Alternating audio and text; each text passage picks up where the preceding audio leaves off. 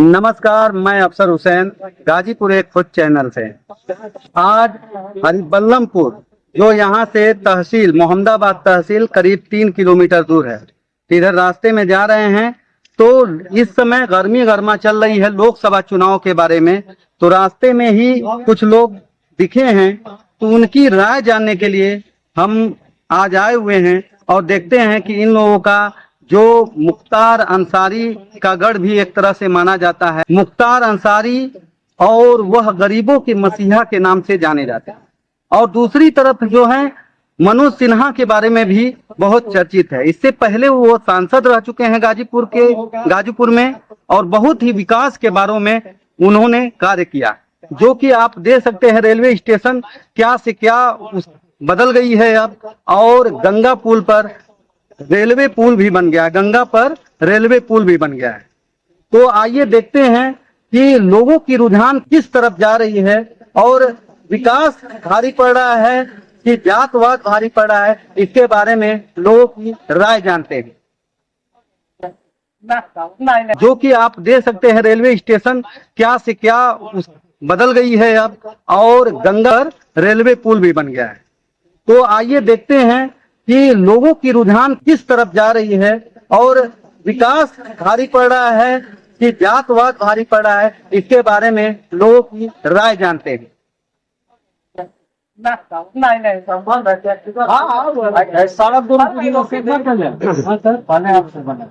जरा अपना नाम बताते हुए यहाँ लोकसभा का क्या माहौल चल रहा है, क्या सोच चल रहा है, उसके बारे में 2 शब्द बताएं।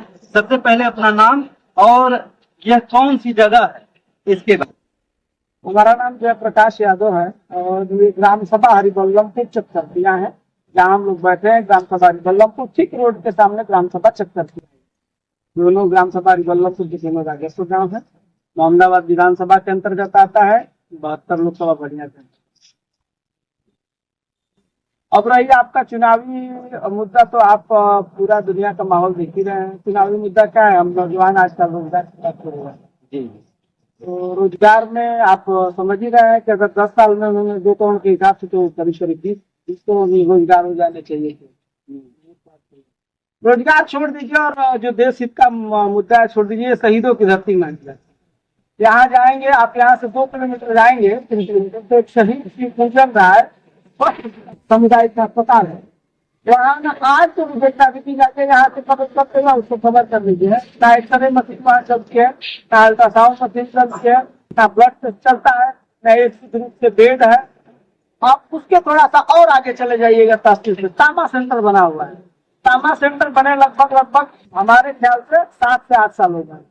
तामा सेंटर अभी तक चालू नहीं हो पाया, और उस परिस्थितियों में भी चालू नहीं हो पाया था जब कोरोना काल में भी लोग तमाम तरह से लोग जूझ रहे थे और तमाम बीमारियों से। तो उस समय भी पेड़ लगा करके आइसोलेट नहीं बनाया जा सकता। शहीदों की धरती है, लेकिन वोट आते जाते रहेंगे। लेकिन जो सामाजिक ताना बाना है यहाँ का, क्रांतिकारी धरती बात करती है, लेकिन क्रांतिकारी धरती का लगातार। सर, आपकी बातें बिल्कुल सही है, लेकिन सरकार का भी कहना है कि हम हर चीज पहुंचाते हैं, कुछ अधिकारियों की वजह से रुक जाती है, देर हो जाती है। हो सकता है देर हो गया हो, तब तक चुनाव आ जाता है, लोग चुनाव में लग जाते हैं, राशन मिल रहा है, और जो है कि उद्योग धंधे बढ़े हैं, लोगों का बता रहे हैं फैक्ट्री बढ़े हैं। अगर इस बार और मौका मिल जाएगा तो हम समझते हैं गाजीपुर में एक फैक्ट्री आने वाली है। इसके बारे में कुछ कहना चाहेंगे सर? अच्छा, एक बात आपने कहा, सरकार किसकी है आपके अनुसार? सरकार भाजपा की है इस समय। भाजपा। तो भाजपा की सरकार है, तो अधिकारियों पे कंट्रोल किसका होगा? सरकार का होगा। तो अगर अधिकारियों पे कंट्रोल सरकार का नहीं है, तो कहीं ना कहीं सरकार ठहर गई। अभी अधिकारी किसी भी मामले को अगर जनहित में पहुंचा नहीं पा रहे हैं, तो फिर इसका मतलब सरकार कहीं ना कहीं फेल है। दूसरी बात, आप राशन की लेकर है, आप बताइए कि 2014 से पहले राशन मिलता था कि नहीं मिलता था? देश में जरूर मिलता था, लेकिन पैसा देना पड़ता है। क्या रुपया पैसा देना पड़ता था बताइए? नाता सस्ता ही रहता था। आपसे सुनिए, 1.5 रुपया किलो गेहूं मिलता था, और 1 रुपया किलो लगभग यही चावल मिलता है। जी, उसके साथ ये देखिए सीधा है, तेल मिलता था, चीनी मिलता था, तमाम तरह की। उस समय भी कोई एक रुपया होता, बहुत बहुत लोग हैं तो आप 35-50 रुपया, 60 रुपया या 100 रुपया अधिकतम महीने में आप राशन फ्री दे रहे हैं। तो ये मुद्दा नहीं हुआ, राशन कंटिन्यू मिलता रहा। राशन आज की परिस्थिति नहीं है। हम यहाँ के जनहित के मुद्दे में बात कर रहे हैं। आप फैक्ट्री की वादा कर रहे हैं भैया, कौन से राशन तेल बंद हो गया। नहीं लगा पाए हैं तो हमें फैक्ट्री नहीं चाहिए। मैं कह रहा हूँ कि आप मोहम्मदाबाद अस्पताल दिन कर दीजिए। मोहम्मदाबाद की सबसे बड़ी कृषि मंडी है, ठीक कर दीजिए। वहाँ से व्यापार कैसे पूर्वांचल का अच्छा मंडी है और लगभग करीब है, उसको सही कर दीजिए। बगल में रेलवे स्टेशन है, उसको सही कर दीजिए। करिए ना, आप फैक्ट्री छोड़ दीजिए, जनहित का मुद्दा है, उसको सही कर दीजिए आप। ये बहुत ही राशन तेल बंद हो गया। शुरुआती जरूरत है लोगों को, तो उसको करना बहुत ही जरूरी है। और कोई भी अगर कुछ कहना चाहे, दादाजी आप और हमारा नाम महेंद्र नाथ पांडे है। जी। मतलब जैसे कि सरकार जो चल रही है सही से नियंत्रण नहीं कर पा रही। बढ़िया चल रही है, जो चल रहा है बहुत बढ़िया है। जी जी। ऐसे ही चलता रहेगा तो कुछ दूर तक बहुत पहुंच जाएगा। ये मतलब सही बोल रहे हैं कि कटाक्ष मार रहे हैं? कटाक्ष मार करके क्या करेंगे, सरकार का हम लोग क्या कर सकते।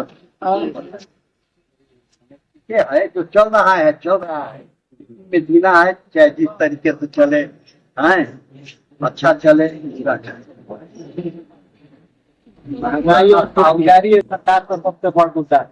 जी जी सर। महंगाई और बेरोजगारी ये सरकार का सबसे बड़ा मुद्दा है।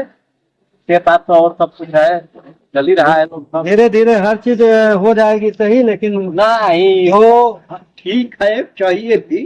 देखिए, प्रक्रियाएं जो है, शासन की प्रक्रियाएं हैं, कुछ प्रक्रियाएं हैं जिसपे हम ये नहीं कह रहे हैं कि सब चीज आके सब सही के, लेकिन यदि सरकार किसी चीज पे फोकस कर रही है कि नहीं हम ये कर रहे हैं और वो नहीं कर पा रही है, तो कहीं ना कहीं उसकी लापरवाही है।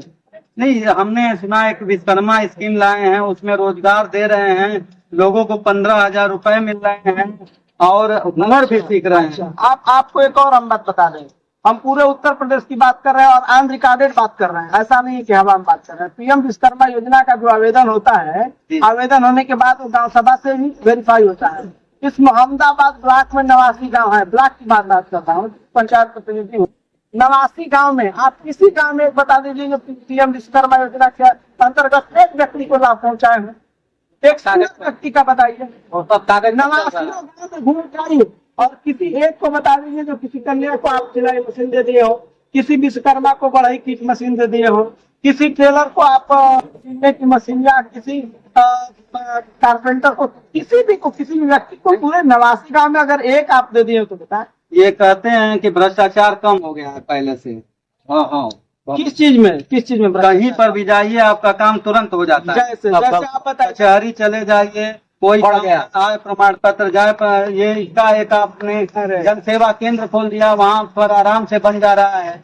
आप हमको ये बताइए, जन सेवा केंद्र, आय जाति निवास, लोग जागरूक हो गए और कितनी फीस होती है दे के लोग बनवा लेता है। जटिल मुद्दे पे आइए, आप हॉस्पिटल में जाके बात करिए, सरकार कहती है फ्री दवा देते हैं। आप 10 मिनट खड़ा हो जाइएगा और सारे डॉक्टरों को देखिएगा कि कितनी % सरकारी अस्पताल से दवा मिलती है और कितने % बाहर से मिलता है। लगभग 99% बाहरी दवा होती है, 1% थोड़ा एसिलाक वगैरह गैस का, कुछ एंटीबायोटिक एक आध रखे हैं, नहीं तो सारी दवाएं सप्लाई हो रही है। देखिए, स्वास्थ्य के मामले में अगर सारे दल को और सारी पार्टियों को छोड़ के बात करेंगे तो सच्चाई ये है कि जीरो है हम लोग गाँव पे। और उसका हाल एक कोविड में भी देखे होंगे। अभी देखिए, 2-3 चीजें हमारे देश के लिए भी दुर्भाग्यपूर्ण है। एक तरह से अभी कोविशील्ड का आप देखे होंगे बात है, कोविशील्ड का बात आया था कि नहीं उसमें जो जितनी वैक्सीनें लग रही है सबको लगाना चाहिए, सब ठीक है। लेकिन एक तरह से जो वैक्सीन बनाने वाली कंपनी है वो शासन को जाकर के हाई कोर्ट, सुप्रीम कोर्ट में जाके सरेंडर कर रही है कि नहीं नहीं इससे आपके नजर में सरकार का क्या मामला चल रहा है? और 5 बजे सरकार को ये लोग सुन के जा रहे हैं। ये 5 साल चलाएंगे, जो देश का सेवा करेगा उस 4 साल।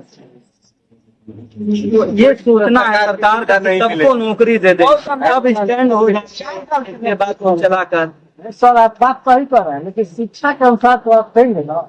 जी बिल्कुल। जो लोग का जो शिक्षा है हिसाब से आप रोजगार पे भर्ती कराइए ना, कौन रोजगार इसके अनुसार दीजिए। लेकिन फौज को तो आप जो 15 साल और 16 साल था उसको रखिए, वो फिर उसका पेंशन आप रखिए। 4 साल में आपको रोजगार क्या होगा? रोजगार होगा, अपराध करेगा नहीं, कुछ इकट्ठा हो जाएगा बेरोजगार के बदले। ये है कि बेरोजगार है तो कुछ नहीं कर रहा है। ऐसे लोग 4 साल के बाद कुछ इकट्ठा करेंगे, कहीं अपना जाकर बिजनेस करेंगे, फिर दूसरा आएगा उसको मौका मिलेगा। आप बता रहे हैं कि 4 साल में पैसा लेके आएगा, उसको कुछ सम्मान न कुछ मिलेगा, तो कौन रोजगार? कैंटीन सुविधा न 20 लाख पेंशन में न बढ़ाई सेवा, रोजगार। अब क्या कर लेगा वहाँ के 4 साल के बाद? छोटी से छोटी बिजनेस तो वो कर वो सकता अपराध है। करेगा, सब सीधा अपराध करेगा, ट्रेनिंग करके अपराध करेगा। और जैसे इनका दूसरा कुछ स्कीम तो है जो सक्सेस है बड़े मेट्रो सिटी में। ये बताइए अरे लोग- भाई जी, एक बात कहें, सुन लीजिए। इसी गाजीपुर में हर साल, चाहे किसी भी केंद्र में किसी की भी सरकार रही हो, इनसे पहले 14 से पहले हर साल गाजीपुर में आर्मी की रैली भर्ती आती थी, हर साल आती थी। और कम से कम 10,000 पूर्वांचल, ये नहीं है कि गाजीपुर बलिया, आजमगढ़, मऊ, चंदौली, सोनभद्र, सारे लोग आते थे और नौकरी पाके रैली भर्ती आर्मी की जाती थी। आप लगभग अगर गाजीपुर के होंगे पत्रकार महोदय, तो आपको पता होना चाहिए कि लगभग जब से इनकी सरकार आई है रैली भर्ती बन रहा है। जी धन्यवाद। मैं अफसर हुसैन, गाजीपुर एक खोज चैनल से।